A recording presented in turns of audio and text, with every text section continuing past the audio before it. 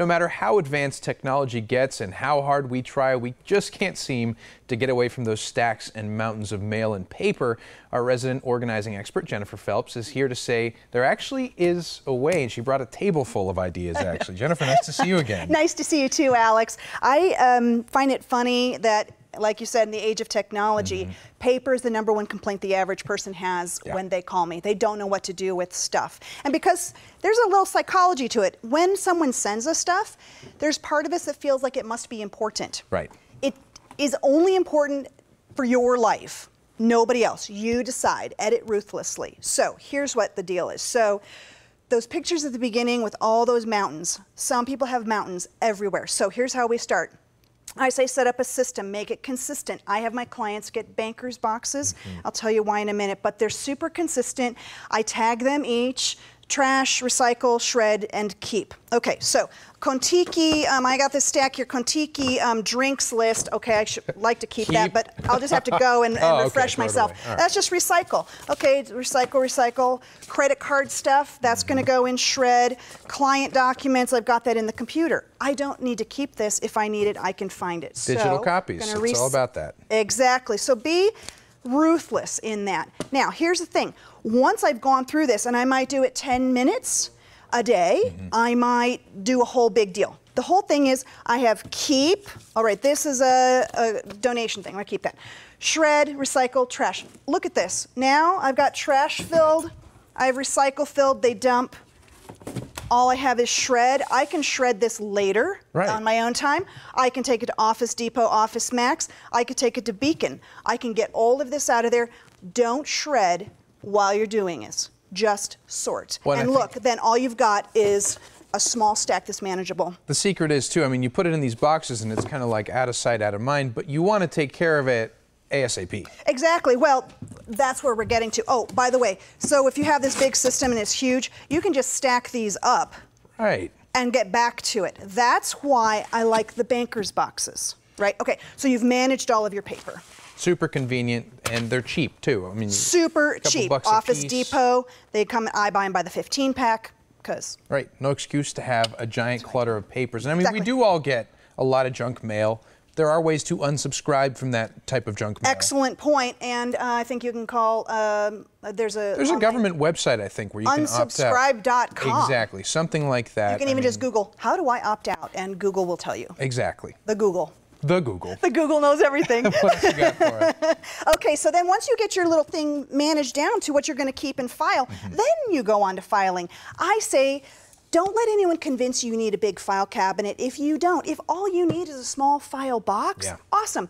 If all you need is really an accordion file, that's great. If you need something super fancy and detailed, you can subscribe to something like Freedom Filer, which will send you color-coded stuff and reminders of when to rotate stuff.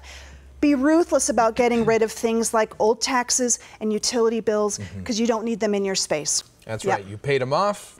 Done. You're done with them. You don't have to worry. You know, these file systems are really great. And like you said, if you're not running a business or something, you don't need a giant file cabinet taking up space. This you could easily put up in a closet somewhere, just get it out of the way, but it's there when you need it. And also families might have, you know, medical records and stuff, but just keep that in one file. And the things that are more archival, take them out of that and put them in a box and put them somewhere else so that what you have is dynamic and easily found. Excellent idea. So, of course, we have some more little bits and bobs here, a little bit more storage mail.